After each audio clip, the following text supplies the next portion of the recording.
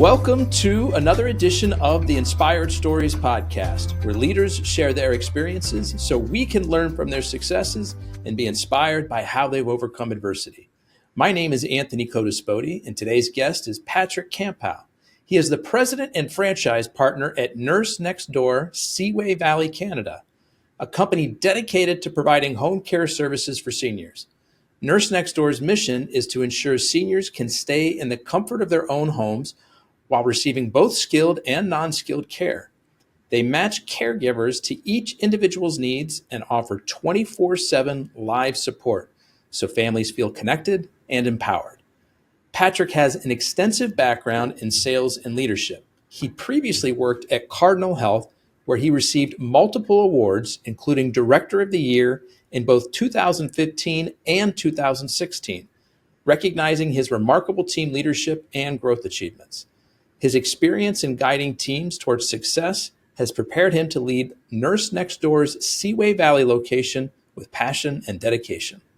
Now, before we get into all that good stuff, today's episode is brought to you by my company, Add Back Benefits Agency, where we offer very specific and unique employee benefits that are both great for your team and fiscally optimized for your bottom line. One recent client was able to add over $900 per employee per year in extra cash flow by implementing one of our innovative programs. Results vary for each company, and some organizations may not be eligible. To find out if your company qualifies, contact us today at addbackbenefitsagency.com. All right, now back to our guest today, the president and CEO of Nurse Next Door, Seaway Valley, Canada location, Patrick Campeau. I appreciate you making the time to share your story today. Good afternoon, Anthony. So, Patrick, Nurse Next Door, large, well-known franchise in the home health space.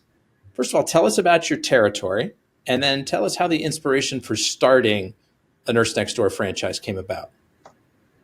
Yeah, so my territory basically covers, I'm going to say, Eastern Ontario, which ranges along the St. Lawrence River from the Quebec border all the way to a little bit west of Kingston, which would be basically midway between the Quebec border and Toronto.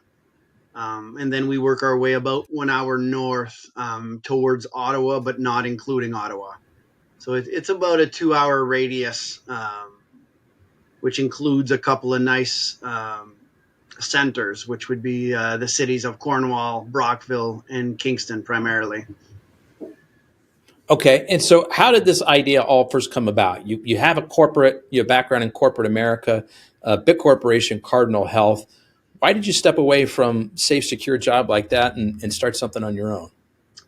Yeah, I think it comes down to a need. Honestly, it's I was with Cardinal Health for about 13 years and mostly diving into nursing homes, always playing with seniors health, seniors needs, but mostly facility driven, and simply felt that the need for home care services was growing, and that's where things were going. Basically, seniors that did want to stay in the comfort of their home were underserviced, and not only is it a very rewarding opportunity, but also I think financially and business wise, very, very, there was something there that was up for grabs. So more specifically, what were you doing at Cardinal that you were kind of exposed to the senior care world? Yeah, so we managed all the medical sales, medical supplies, basically, and equipment. So anything that had to do with everything from gloves, needles, incontinence dressings, anything that you would see in hospitals, nursing homes, walk-in clinics, there's a very good chance that it came from Cardinal Health. And so we got to see volumes increase and decrease in key markets, and one of them that appeared to be growing was definitely home care, and that was true for across Canada, whether it was the Maritimes, Ontario, or even out west. I think they say, like, even the caravans, when they were created, a lot of the markets follow the baby boomers. Well, the baby boomers right now are sitting at home, not wanting to leave the house that they've renovated and they've called home for so many years, and they take a lot of pride in. So if you can accommodate them staying at home safely, that's kind of where the baby boomers are right now. So the benefit of home care is, as you said, that folks can stay in the comfort and the familiarity of their own home. Is it also more cost effective for folks to receive the care that they need in that kind of an environment? In some cases, it would be, depending on. So our services range from everything from companionship to personal support, right up to nursing care, and in some cases, we do palliative care in the comfort of your home. So the journey can absolutely end at home. Um, and depending on what you need, the cost would vary. But absolutely, I mean, the conversation can get into equity of your house and all that, but it's certainly not a disadvantage to financially to stay in the comfort of your home. So, is it unusual for home care services like yourself to offer the skilled care as well? No, they pretty well go hand in hand. I think Okay. that a lot of parents, we often get approached by the children that want peace of mind for mom and dad. And all of a sudden, there's often resistance that mom or dad may not feel like they're ready or that they need it. But we often start more with a companionship approach where we might be helping with a little bit of laundry, meal preparation, and whatnot. And once the bond gets created and you kind of build that trust, all of a sudden it's much easier to start helping with things that might be along the lines of showering and things that might prevent falls later down the road. So, I understand that one of your big differentiators is the 24/7 live support. Can you walk us through how this service has transformed the client experience in your franchise? Yeah, so Nurse Next Door, and that was one of the things. Even when I did my research, that was a game changer. Is anybody who calls at Nurse Next Door, we take great pride in making sure that you never get a voice message. So you will speak to a live person no matter what time of the day. And that includes everything from our local team to our Vancouver headquarters, which obviously serve as um, extra support if ever our entire team is busy serving somebody else. But you will always speak to somebody live, and that's one of the things I think in healthcare that people when you're reaching out, you need to be talking to somebody immediately. Yeah. What other things about, because there are other franchise opportunities in this space. What else was it specifically about Nurse Next Door that attracted you to it? Yeah, the perfect match is one of our key differentiator. That again, we don't just fill visits. I guess is one of the big things. If somebody is looking, like we do a skill set analysis for every client, but we also do the exact same thing when we're recruiting a new caregiver. So when it comes time to match mom and dad with a caregiver, if all of a sudden mom used to like crocheting or something like that, gardening, and you have a caregiver that has the exact same interests, isn't it so much more easier to bond and to start a conversation when all of a sudden they have mutual interests and whatnot? So in many cases it starts with skill sets, but it also falls into hobbies and just other things that they're comfortable with, so that it's just it becomes more natural. Yeah, so you've obviously got some sort of a database, a system where you can track this for, here's Exactly. the hobbies and interests for your caregivers, here's the hobbies and interests for your patients, and you Yep. can, yeah, match them together. Exactly. We call it the perfect match, and people are surprised because we'll often even delay the start, potentially, 2-3 days, to make sure we have the perfect caregiver. And once the services starts, then everybody understands. It's like, wow, what a difference compared to anything they've experienced before. Mm. Now, you came from corporate America, where, as we mentioned in the intro, you've won multiple awards, including multiple Director of the Year awards. is there a key leadership practice that you learned during that time or developed that you have been able to bring to motivate your own team at Nurse Next Door? That's an interesting question. I think I'm a firm believer that you've got to keep learning, and people and personalities is something that's always fascinated me, as far as what makes people thrive, and the different types of personalities. But um, if we go back to a sales team that I had at Cardinal Health, I think it's important that you don't try to change people. You can guide them, but you've got to work with the strength that they bring to your team. So instead of limiting their techniques or their styles, just work with it, and kind of empower them to become a better you, instead of breaking them, and trying to make them into somebody they're not. Yeah. So in your business model, I would assume, and tell me if I'm right here, that you've sort of got two challenges. One is to grow the business, you need more patients that need your services. So how do you find those patients? And then on the other side of it, you need to find caregivers who can deliver the appropriate level of care. So thinking about the first side of that equation, or this side of the equation with the employees, what are some strategies that you found have been successful to locate, recruit, and then retain good folks? Yeah, so I think retention is key, for sure, and I think having a good mix of employees that, like, we have a range of people that are full time, 40 hours a week. This is all they do. And then we have a range of people that are very casual. Um, they're as committed. They're excellent. Their skill set is up to par, but for whatever reason, whether it's family or whether it's something else, they're able to offer us 15, 20 hours a week, and that works. This is exactly what we need, and we need to make sure that we've got a good mix in that funnel, because when all of a sudden you have mom that comes out of the hospital and has a spike of 24-hour care that's needed, you need to have these casual people that have the ability to jump in and offer you these extra hours.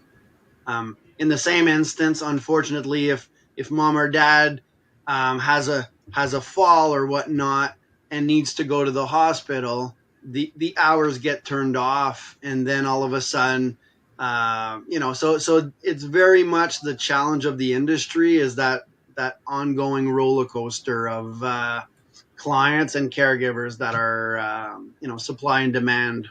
Mm. Keeps And it so fun. it keeps it fun, keeps you on your toes, huh, Patrick? So on the other side of that equation, then, trying to keep that sales funnel full with clients, what have been your most effective strategies to grow that side of the business? I think a business, just a business network. We're getting more and more, like, we're in our 6th year right now, and we're seeing a constant flow of business professionals that are referring us. And I think that's a true testament of the work that our team's been doing in the communities. But when you can start having the rehab clinics and the hospital discharge planners and whatnot that are referring your team, that'll automatically just keep the funnel basically full. And there's obviously engagement in the community, and just um, other marketing strategies that we do. But I think professional referrals is definitely a key element of our industry. What does the community engagement look like? Are you just kind of going to the different events in town and setting up a booth at the fair and the festivals? Yeah, we take every opportunity we can. Just recently, we had an Alzheimer. Like, we work very closely with the Alzheimer's Society in town, and we're in the middle of winter right now, and they had a soups on event. So they put on at the local community hall a competition of different local restaurants. Were putting on soup tasters and whatnot, and we sponsored kind of a water station and greeted people. And as they picked up their tray with the soups, the nurse next door station was there handing out water bottles and just thanking the seniors for coming. A few of the seniors weren't able to come; they didn't have a ride, and so we made our nurse next door vehicles available to go and pick them up, and just being engaged in the community and closing that gap where seniors may not be available to attend certain events goes a long way. And then you talked about, some of the, I'll call them sort of related professional organizations that are sending folks your way, folks that are dealing with seniors that are coming out of one type of care and needing home health care. What is it about you and your Nurse Next Door franchise that makes them want to send these folks to you rather than somewhere else? What are you guys doing that's different? We always say yes. And that's an internal, when they call you, they need it now, whether it's a hospital discharge planner or a family member. When they call, they need you to be able to put a team in place yesterday. And if you delay, or if it takes you a week to have caregivers in place for mom, you've missed the opportunity and you've created some anxiety. And so we move mountains to always being able to say yes. And that's unusual. I mean, it would seem to me that most businesses, would want to say yes to as many customer opportunities, but maybe it's easier to say no to the challenging ones. Is that what I'm hearing? Exactly. That's exactly it. So yeah, it's from a business perspective, you would think that everybody would say yes, but by the time they line everything up and everything is ready, the need is gone. So unfortunately, they've missed the opportunity. Mm. What advice would you give to others who are looking to advance their career in this field? I think serve the need is the biggest thing that I like to say. There's too many people that try to read the book and figure out the special formula. Every community is actually slightly different. And so you just got to pay attention to what's in front of you and serve the need. In some cases, it may be more post-op. In other communities, it might be more advanced dementia. Uh, just pay attention to what's in front of you and be human. Don't be a robot, because this is definitely a business that's people to people, and families need to feel like you genuinely care. And so if you do and they can feel it, then the rest will just snowball in front of you. So you've been around for 6 years in your location. You've grown nicely. How often are you actually interacting with either the patients or with the patients' families? Like, are you a first point of contact, or do you kind of have a team that handles that? Yeah, so at this point, I still try to make a point of it, but we have a nursing manager, we have we have a scheduler in place, and so I'm going to say the team is self sufficient, or really works well without me. But I think it's important to keep a pulse on what's going on, and just making sure that you're getting the positive feedback that we've been hearing for 6 years, and that we don't lose sight of that.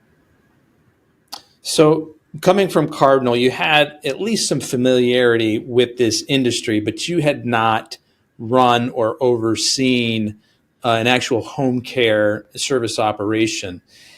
Was the support that you received from Nurse Next Door enough to sort of fill in all the gaps for someone new coming into the space, or were there other mentors or other people who helped you during those early years kind of find your way? Yeah, I think what's nice about the franchise system is exactly that. You get to have some really deep conversations with other franchise partners, especially in the early stages where you might be in the middle of the grind, and things are not working as easily as you expected and whatnot. So you can call a neighbor, a franchise neighbor. You can call somebody that that might be a similar size or age than you are, and kind of pick their brain as far as, you know what, I'm really having a tough week this week. I've just lost two clients.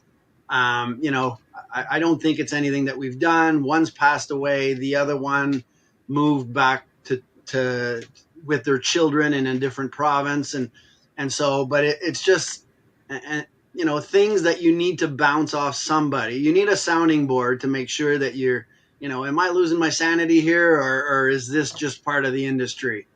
And so I think we call it the system, just the network of franchise partners within Nurse Next Door is absolutely priceless. I think that's where the true value is.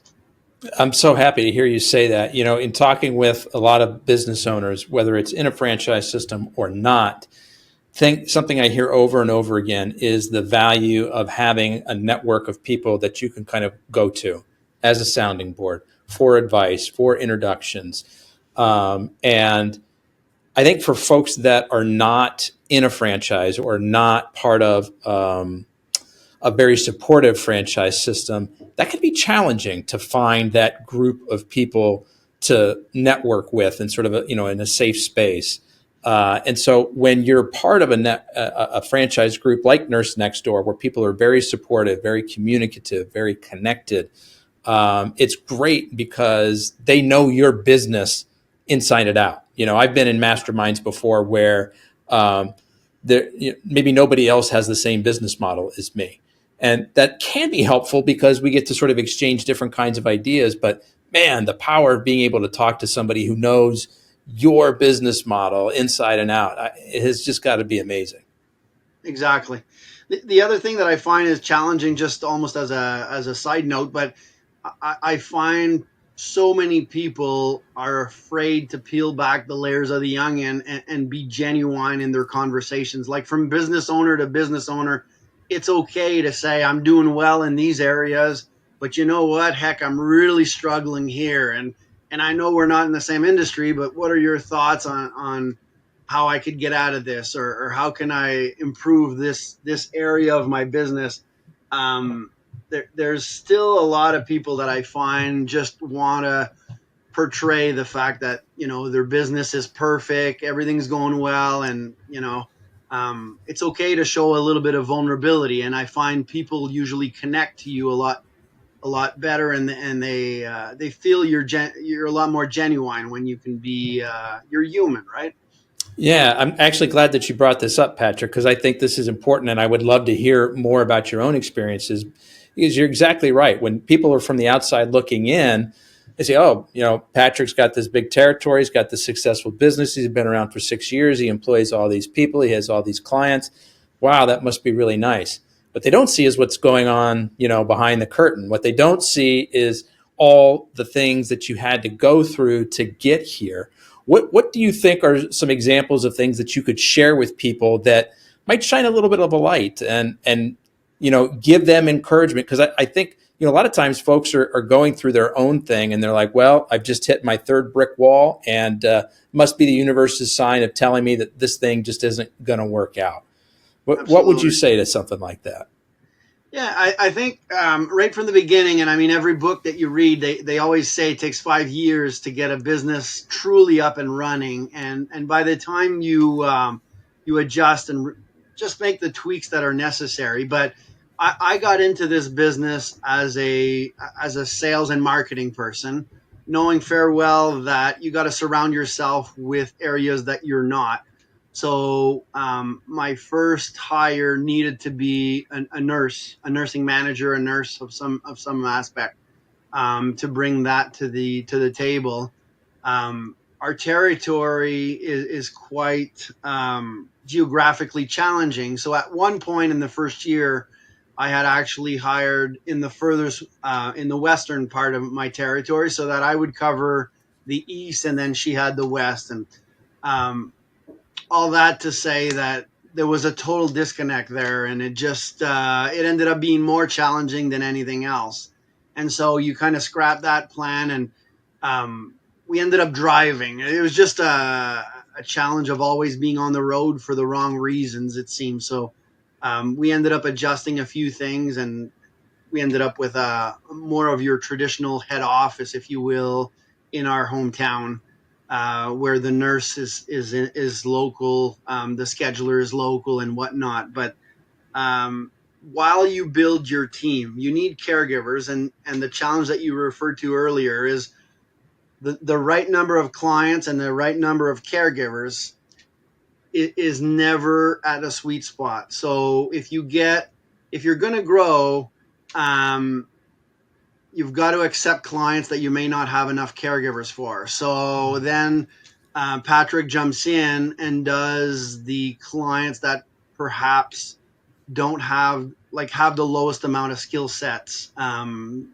Anything that was companionship, Patrick took care of, just so that the other caregivers could facilitate. So that there's a lot of long hours that just you become the buffer.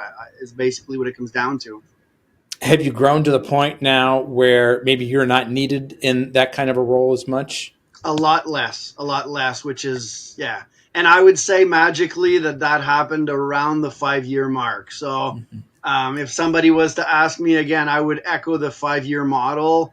At year 3 and 4, you get discouraged and you say, heck, I've been doing this for a long time. Why am I still needing to jump in? And then magically at year 5, it's almost like everything fell into place. There's still the business operation that is ongoing, and you're going to get some challenges on a regular base. But yeah, my role as far as jumping in, I would say, is we've got things in place pretty good now. So, what do you think in your specific case, Patrick, was so magical about that year 5? Was it just that you finally had all your systems and processes ironed out? Was it that you finally got to a certain scale of clients to care provider ratio? Was it something else?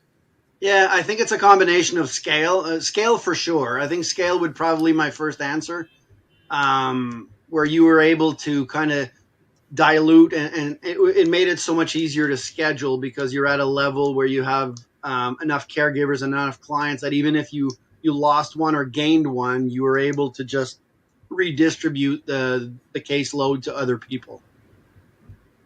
You mentioned how a lot of books that you've read have sort of talked about that 5 year mark. Whether it is a book that specifically mentions that 5 year mark or not, what is one book that you would recommend for listeners who are looking to advance themselves, their careers, their businesses? I love the 1 Minute Manager. The 1 Minute Manager applies to everybody, whether you're a student, whether you're a business person, whether you're a baker. I feel that you're in life, you're going to run into, whether it's a customer across the counter or an employee. You can either let it bug you, and a week later it's still, you wish you would have told the person how you felt. And 1 Minute Manager, just basically you address it, you're honest. If you have the person's best interest at heart, you say it, you deal with it, and you move on.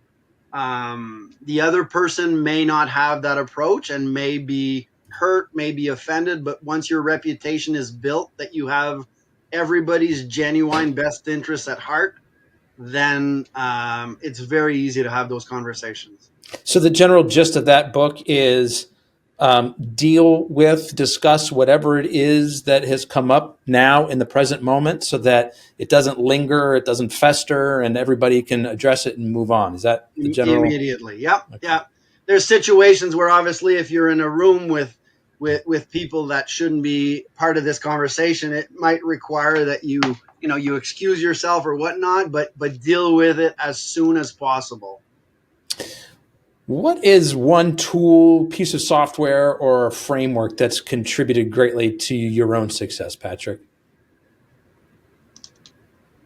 Software. It's an interesting one.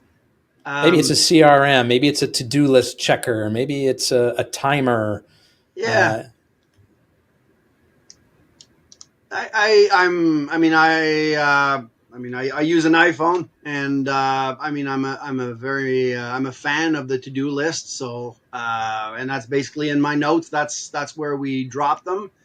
We operate with Google Chat, so amongst the leadership team, so we create tasks amongst each other, and so I can assign tasks that way. And again, life is about tasks, and I think we've become, whether it's a text message or whether it's an email, I think we are over pinged even as we're talking, right? Your phone lights up and you just so if you can create a task and just drop it, the next person might want to tackle it first thing in the morning because they're more of a morning person, or they may be an evening person.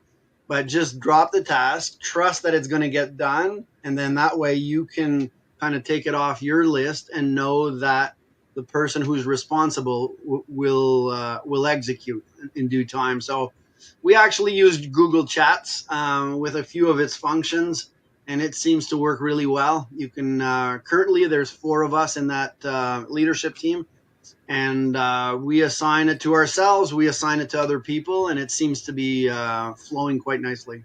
And so Google Chats, when you assign it to somebody, are you like attaching a date to it and it pops up in their calendar, or how is that working? It's a flowing list, and you can sort it by, obviously I go in the morning and I can sort it by what are my tasks, and you can flag it as a high priority if something's urgent, but you basically tackle your tasks. Once it's completed, it gets struck off, and it stays visible, but it goes down to the bottom. So you can always have visibility to what's pending and what got completed. So as somebody else completes it too, if I'm very worried about, you know, putting water back in the aquarium, I can go back the next morning and see that Anthony put water in the aquarium, and it's been stricken off.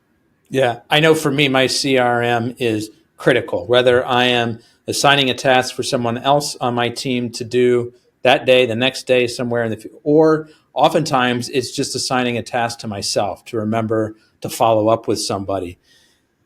Being able to go in there and set the date to remind me and set the client and make notes about what was discussed and what needs to happen next is great, because then I can drop it from my mind for the time Exactly. being and move on to what's next. Exactly. Without that, it would be taking up a lot of extra space up here. Absolutely. Um, let's see, Patrick, in my experience, growth often comes from some of our biggest challenges. I'd like to hear about a serious challenge that you've overcome. Maybe it's personal, maybe it's professional, maybe it's a combination of the two. What was that like going through it, and what did you learn about? Yeah. When I hear that question, I think it takes me back to, so I've got a wife and 2 kids. So my wife's name is Linda. My daughter Jen is 25 years old. We have a 4-year gap in between. My son is 21. My son is autistic, and when he was first born, developmentally, we determined, we could see that there was something wasn't developing at the same speed, and there was something wrong. And by the time we went through the processes and whatnot, before we got the diagnosis, obviously we did everything we could to find out. And but when we found out, I think it was at that point I determined that I wanted to do something that would not only support him, but would be inclusive. And part of this, even at Nurse Next Door, is being able to take care of people that are maybe a little bit more frail or not able to take care of themselves and whatnot. And a lot of what I do, I think from that day forward, was dedicated, or Justin is extremely high functioning, but was dedicated to Justin, and just kind of building a life around making sure that Justin could be independent once, obviously, we're not around anymore. But yeah, I think that was So I my. imagine as parents, first learning that something is developing a little bit differently with your child had to be challenging to come to terms with, right? You want the best for your kids. You don't want them to struggle unnecessarily. Like, what were those, I don't know, early weeks, months, years like as you're sort of coming to terms with this?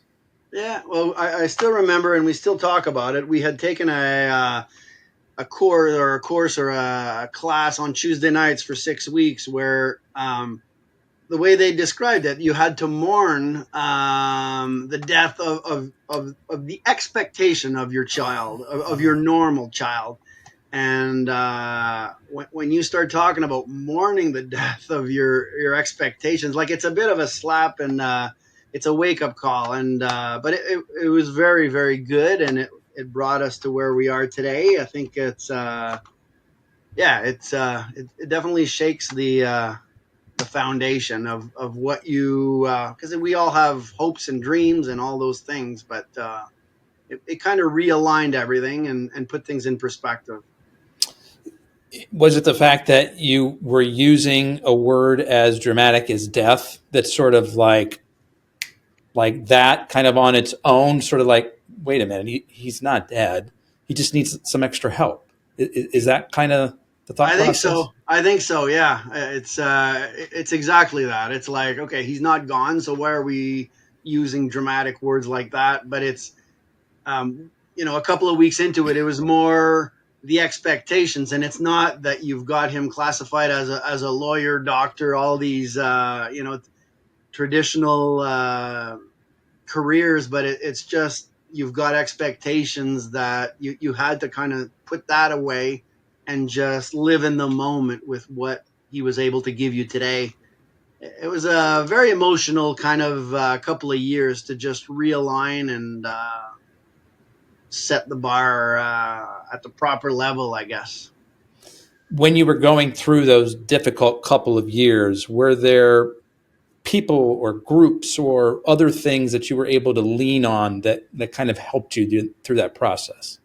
Yeah, there's a good network of um, autism society in the area, in the community, and again, when you're going through things, I think whether it's business or anything else, again, I'm a firm believer that people need to acknowledge their challenges and reach out for help, because you can bet your last dollar that somebody is going through the exact same challenge. And when you can start talking about it and realize that somebody else is living the same experience, then not only do you have somebody to shoulder you, but there's a good probability that you'll be able to come up with mutual solutions, and all of a sudden you lift yourselves to a better day together, instead of just being kind of in your own corner struggling. What was the name of the group that you guys were able to join or lean on for assistance? Yeah, it was called the autism club in Cornwall. So Okay. yeah, Uh-huh. and And it seems like this whole experience kind of opened up a more permanent place in your heart for helping folks that can't help themselves. 'Cause it seems like yeah, you're using sort of this same warmth and desire to help people in your nurse next door business now. I think it definitely sparked something, and I mean, it's got to be in your nature, but yeah, it definitely sparked something almost as a life mission, I'm going to say. But at the same time, I think it's like you said earlier. I think nothing comes easily, and you got to stay focused, and you got to be committed. I think that's the biggest thing. You got to be committed, because if you give up after the second or third kind of challenge, you're never gonna get to the finish line. And you know, it always looks easier when you're outside looking in, but you got to get through the grind period. You got to get through the and if you keep your focus, you'll get there. Were there any periods during those first couple of years that you opened the nurse next door business where you thought, this isn't worth it, this isn't going anywhere, this isn't going to work? What was I thinking? I should pack it in and find something else. Yeah, absolutely. I'd be lying if I didn't say yes. Yeah, I think year 3. I think it's. We were talking about the 5-year plan earlier. I think year 2 is when you feel like, okay, I've been doing this long enough. I should be doing better by now. I should be. Things should be easier. I'm working way too hard for for the payoff, or like, yeah. So year 2 to year 3, I feel were the darkest periods. You get little victories, but then you get the grind again, and then you start building your team, and then you start celebrating the victories. You start sharing the challenges with somebody else, and it just starts getting easier from there. Yeah. Before you were able to kind of build the team and you had sort of like your built in support group, I'm going to call it, where you guys kind of, celebrate the successes as well as like, this is a bummer, kind of, go through the struggle together in those real early days. Who were you able to lean on for help? Where did you go when, like, you were really struggling with things? Yeah, I tried really hard to not take it home too much. As much as the family always becomes kind of the automatic sounding board, but I think that's where the a few of the other franchise partners really become they've been through it. They're living it themselves, depending on the stage that they're at in their process. But they definitely have been through a similar journey, and some of them you connect with more than others, and you can really have some nice deep conversations with them, and they can help you through it. That's so great. I've said it before, and I'm glad we brought it up again. It's so great that you've got that built-in support system right there in the franchise network. Patrick, are there any particular daily practices that have been particularly helpful for you? Habits, rituals, things that get you centered, that kind of bring you back to home plate. Yeah. What do you do?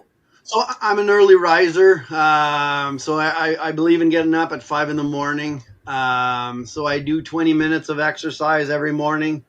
And I had gotten away from that only because the nature of home care services, if something's going to explode, it's usually in the morning. You're going to wake up at your usual 5 o'clock, and that's when you have 3 sick calls and one visit that's not happening. And so I found that for a few years I let these events hijack my morning routine, and I lost a little bit of my personal health, and like just it just became, I could see myself spiraling. And so again, I think it's important that I used to do an hour, now I do 20 minutes condensed, and it just gets the blood flowing and whatnot. I revise my tasks from anybody else that's dropped in my bucket, if you will. In the morning, I get organized, and yeah, get going from there. What does that exercise look like? Is it like intense cardio? Is it just like some slow walking around the neighborhood? A combination of treadmill, and I actually do some Pilates. As much Nice. as I used to play hockey, and some of my buddies tease me that that's more of a female exercise, but it really works the core, and yeah, it does the trick. It's condensed. It's almost like yeah, it's a boot camp almost, where It's been a long time, but I did Pilates for a little while there, and you're right. Like that's some great core workout stuff there. yeah. So I do 20 minutes of it now. Get in, get out. Gets the blood flowing. I go back upstairs, have my cup of coffee, jump in the shower, and get the day going. Your head is refreshed, your blood is flowing, and yeah, you're ready to conquer the world. No. Patrick, sometimes our mistakes, what seem like mistakes in the moment, end up becoming our greatest teachers. Is there a moment in your career that at the moment seemed like a setback, but now as you look in the rearview mirror actually helped to propel you forward? Um,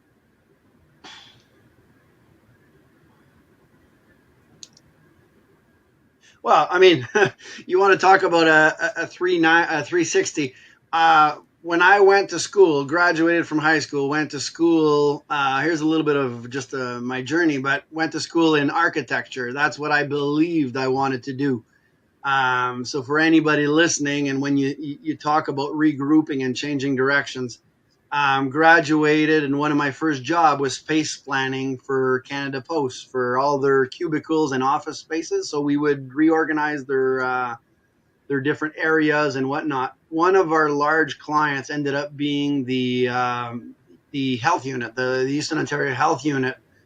And at one point, I built a great relationship with the purchaser, and she had lost one of her salesperson who was in healthcare.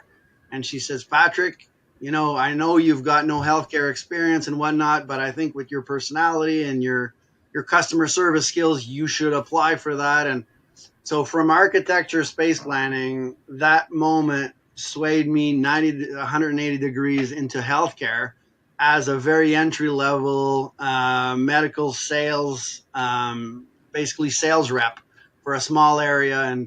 And from there was my entry into healthcare.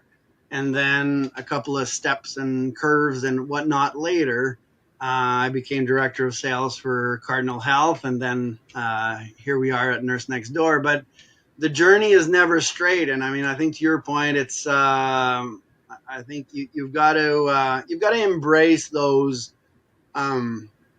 Why is this happening? And just there's a reason for it, and just yeah, take the curve and keep going. As you know, you look in the rearview mirror and you can sort of connect the dots on, how you got to where you are. It's like, oh, okay, the path makes sense. In the moment where you're faced with that fork in the road, it's very confusing and daunting. I don't like. I went to school for this, and this is what I like. Why would I consider going off this way? What drew you that way? Were you just not happy here? Did you just there was something in your gut that was tugging you? Yeah, I think I had a lot of respect for this lady. We had built a great relationship, a great rapport, a great working relationship, and she felt. I mean, she had sold me on the company and the potential as a career and whatnot. And I mean, healthcare was definitely something that I mean has always been of interest to me, but.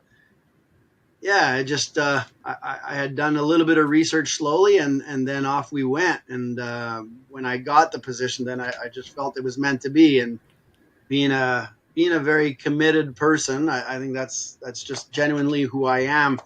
Then it was like, if we're going healthcare, then we're going to go all in healthcare, and let's see where this takes us.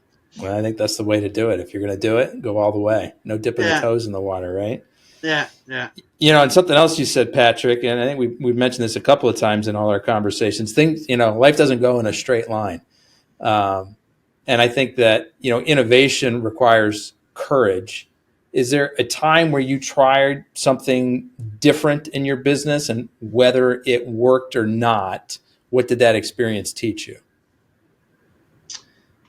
Yeah, well, we tried actually through the COVID year and whatnot. We tried to go more virtual on a few of our services, just whether it was medication prompting and calling mom from from our office and just to remind her that it's 7 o'clock. And so there's a couple of our services that we had tried to go virtual, just to see if we could capitalize and help more people in less time and eliminate the traveling and no FaceTime where everybody was so nervous about masks and whatnot. And we quickly realized that this whole business is about people, and even the seniors, whether they have dementia and they don't recognize you, they enjoy speaking to you, and they enjoy having somebody in their house. So yeah, it wasn't about efficiencies. It wasn't about trying to. We're in the business of people, and It's they not just a need box you can check, right? You've got to exactly. be there. They need your companionship. They need you there in Yeah, person. Yeah. yeah. So that was something that we had tried, just because that's where everybody was. I mean, everybody was kind of scratching their head as far as things were going to look like, and so that was our trial. And to a certain degree, it confirmed what we were doing, and brought us back to our foundation almost. And I love that because sometimes we try something new, different, innovative, and it works, and it's a great improvement to either efficiency or just the quality of service, the whatever it is. And then sometimes we try something and it doesn't work, and it just reaffirms that, hey, what we were already doing, that was the right model. And that's helpful too. Exactly. Exactly. Patrick, what's something that you wish more people knew about your industry? Just that it's available. I think we're still the best kept secret. It's crazy how 6 years later, and I mean, I take a lot of pride in how involved we are in the community, and I mean, we drive pink cars. We're everywhere. You can't miss us. And when families finally need us, all of a sudden it's like we didn't know you existed. So I think there's people are very much in their silos, and I think education is still something that needs to get out there, and we're trying our darnest to get it out there. But people need to know that they can certainly stay at home. Doctors can do house visits. There's more and more services that'll come to your house. So it's something that I'm passionate about. At this point, and the more I find out, the more I believe I can influence some of these solutions. And but yeah, education on just making this awareness for what's available to these people. So when I was growing up, the pink cars had to do with Mary Kay. I don't know if that Yeah, was a thing up in Canada as well. I didn't realize Nurse Next Door. I see the branding. Your website nursenextdoor.com. Lots of pink colors in the branding, but I didn't realize that you and your team you drive pink cars around town, huh? yeah, and boy, I mean, it's a mobile sign, right? I mean, half our calls come in either because they've seen the car or so it's very efficient. I mean, it started. If you look at the story of how Nurse Next Door started, it wasn't even two nurses, but John and Kent. Um, they found a need, and they wanted to get away from the kind of the loom and gloom.